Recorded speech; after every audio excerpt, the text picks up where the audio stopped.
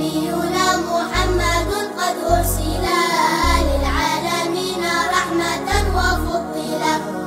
أبوه عبد الله عبد المطلب، وهاشم عبد مناف ينتسب، وأمه آمنة الزهرية أرضعته حليمة السعدية.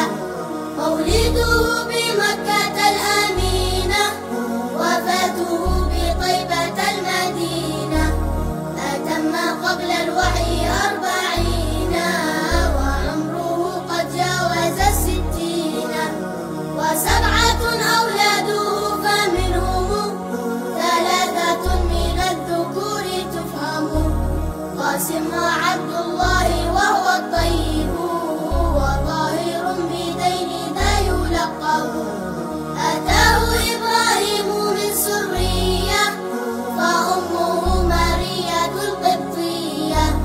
وغير إبراهيم من خديجة هم 6 فخذ بهم وليجة. و4 من الإناث تذكر، رضوان ربي للجميع يذكر. فاطمة الزهراء بعد